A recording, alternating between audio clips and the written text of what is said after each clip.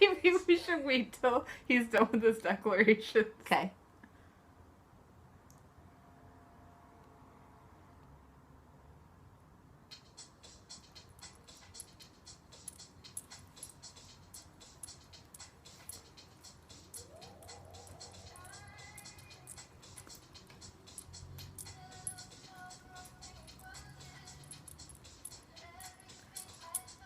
Hi, Flaming Uncle Bruce here with DJ OND4, and this is part 2 of the interview series, and we're going to just dig a little deeper tonight. So, are you ready for the questions? Yeah, I love deep. How deep? Well, we'll see. How'd you come up with your DJ name? Well, there's a phrase in Spanish, que onda? My DJ name is Onda. And the phrase in Spanish, que onda, is a colloquial way of saying what's up. So I just wanted to shorten it to onda. That's the main word. And onda on its own in Spanish actually literally translates to wave. So I like that it can represent an ocean wave or a sound wave, which is what I'm playing to people when I DJ, and anytime anything has like multiple meanings, I'm really into it. So I chose onda, and I just put the 4 instead of an A because I figured there were probably like a ton of Latino DJs who already had that name. So I thought if I put a 4, maybe no one else would have done that, and then I could keep that name. How do you feel like being queer and Latina and female impacts your experience as a DJ in the world today? Trying to think of how I can turn that into a not 30-minute answer, but you know, I don't really know how many people actually realize that I'm Chicana, because I have light skin, and a lot of people assume that if you're Mexican, you're dark-skinned, or like, you know, don't have light eyes or whatever. So I don't actually feel like it's impacted me in a way that people have like treated me differently, but it impacts me in a way where I feel like I don't have a certain type of visibility. And in terms of being a woman and being queer, I feel like I really, that visibility is embraced a lot easier because it's harder to ignore. And so far, you know, it's been really great, and I haven't felt like people have been weird to me about any of those things, but I do always kind of in the back of my mind when I'm working with new people get worried or feel like I need to like feel it out to make sure like, okay, is this person aware of the fact that I'm queer? Are they going to be cool about it if they find out later, or do they already know? And it's something that I wonder about. But so far it's been very positive. How would you express your queer identity? I identify as female,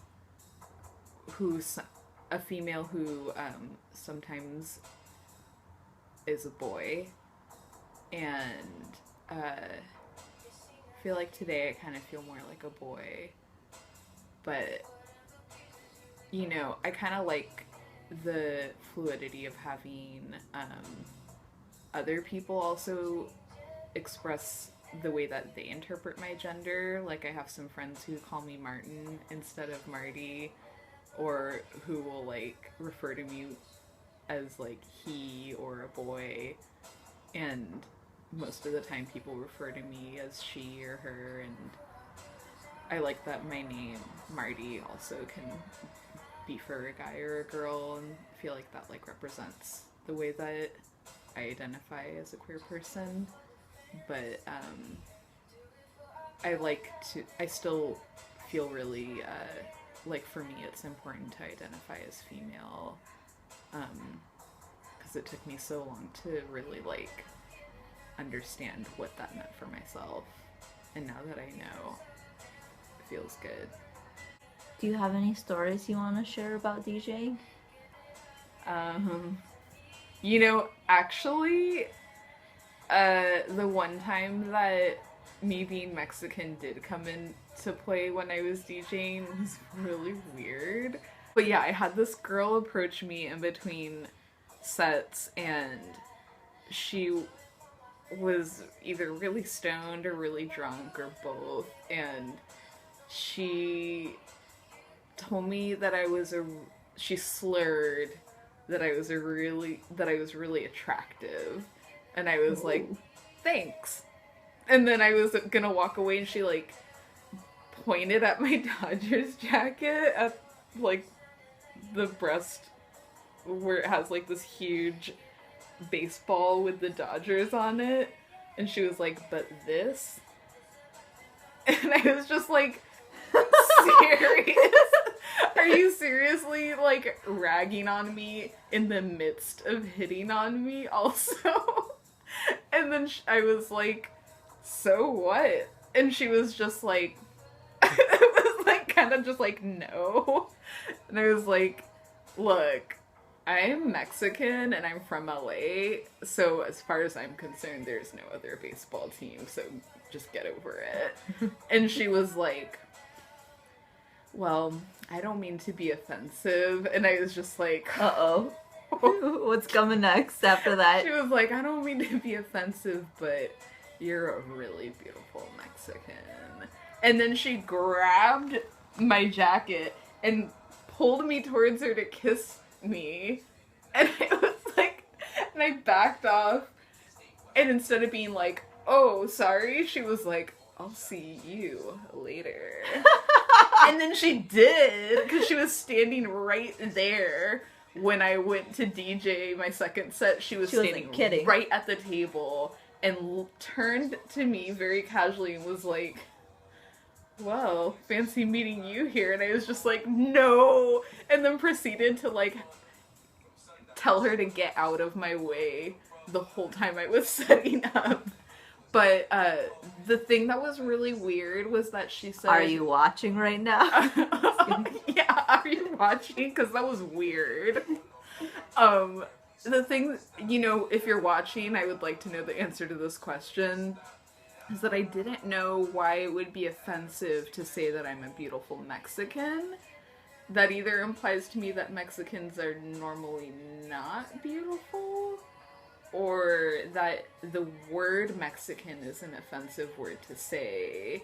Which she might have been worried that you would think that she was fetishizing you, being Mexican. Oh, I didn't even think about that. But whatever it was, I immediately was offended. Because none of those options are good. So that was my one time with having a weird time with someone acknowledging my ethnicity. Yin yang blue, yin yang green. A stone that I don't remember the name of, but it's extremely shiny and it looks fake, but it's not. Wait, did you get all 3 of those at the movies today? No! This is an expensive ring. These yin yang ones were 50 cents each. What a deal. Yeah. Do you have anything else that you want to add? Oh, you know, just that I'm glad we have this time together to really get to know me.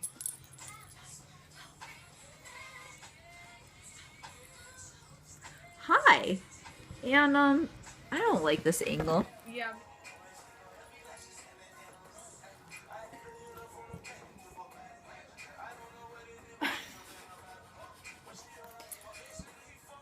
Hi. So the first question is, I want to do it one more time. Okay.